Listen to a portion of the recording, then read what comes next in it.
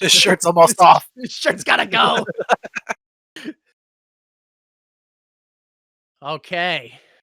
It is time for the main event. Yeah. Which means it's time for the best hour. Our favorite hour. Oh my goodness. The Troy McClure hour. Yes. Oh, hello there. I'm Troy McClure. You may remember me from such sequels that ignore the source material as Jurassic Park 9, Dinosaurs on Ice, Home Alone 7, You Born in Nam, You Die in Nam, or Spider-Man 5, Kuwait Can Wait, I'll Go to Monaco. Today, we're here to talk about moving forward with yesterday's baggage. All right, so who are the stars of TNA tonight? Jeff Jarrett. We've already talked about him a little bit on this show. So instead of talking to you more about what he did before he got to TNA, I'm going to talk to you about the rookie year of Jeff Jarrett. If you remember from last week, he was a referee who was challenged to a match by a wrestler on a losing streak, Tony Falk, for being the reason that he was losing so many matches. Which is another explanation of why I love Jeff Jarrett so much. Right. So in his debut match, which we brushed over against Tony Falk, he wrestled to a 10-minute time limit. First match ever.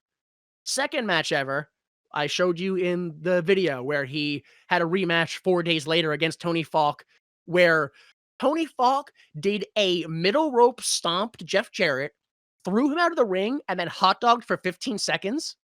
Then Jeff Jarrett won with a sunset flip to the inside from outside. Ooh. That's how he won that match. Hey. Second match ever. Who was the ref? Another referee. Yeah.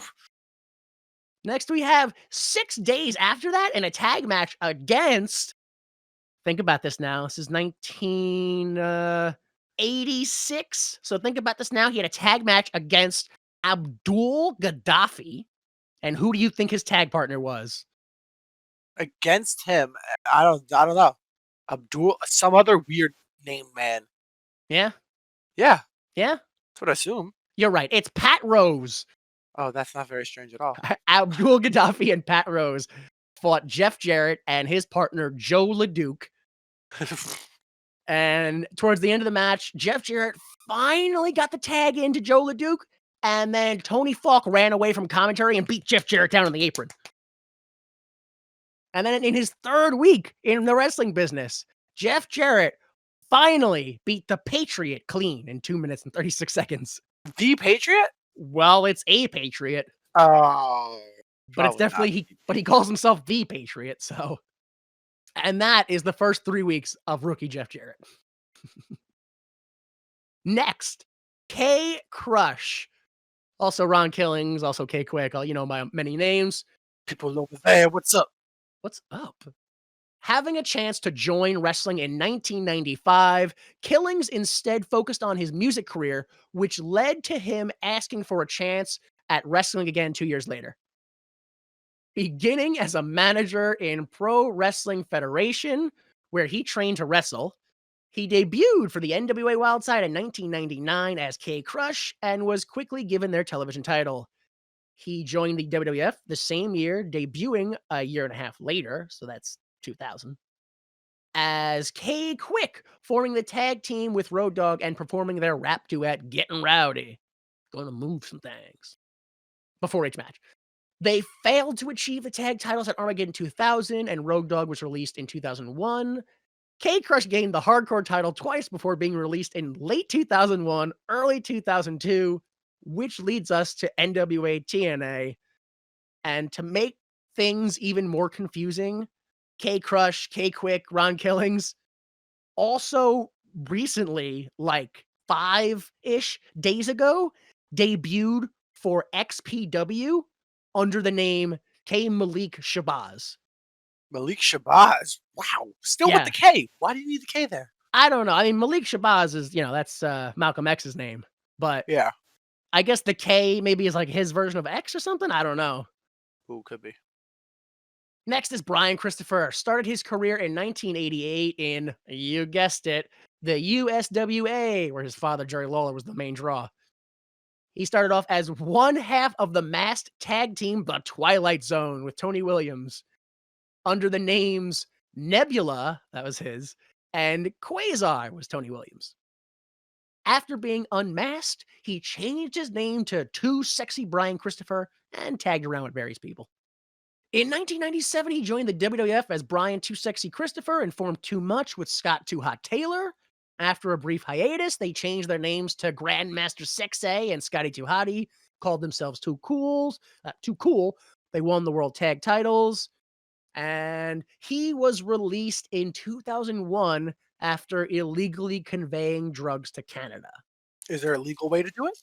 I guess that's what they call it when it's not enough drugs for true trafficking. You know what I mean? Like, Oh, okay. Okay, he yeah. he wrestled in the WWA before joining TNA. Uh, And then finally, Scott Hall, starting his career in 1984 with the NWA Florida Territory, training under Dusty Rhodes. He graduated with Dan Spivey and moved to Jim Crockett's Charlotte, North Carolina Territory as Team American Starship under the name Starship Coyote, with Dan Spivey being Starship Eagle. In 1985, the AWA wanted to push him to the level of Hulk Hogan, sending him to the NJPW a number of times over the next 5 years. It apparently became clear to Hall that the AWA was going to collapse, so he left for WCW in 89. He made his company debut June 3rd with the name Scott Gator Hall. Gator! With a gimmick of playing volleyball at the beach, riding boats, fishing, and scaring alligators. I don't know how you could really tell if an alligator was scared, but If he runs away. I guess, yeah. And then 6 days later, he made his TV debut against Muta for WCW, and then about 20 days later, he made his pay-per-view debut with the Great American Bash, the Glory Days, in the King of the Hill Battle Royal.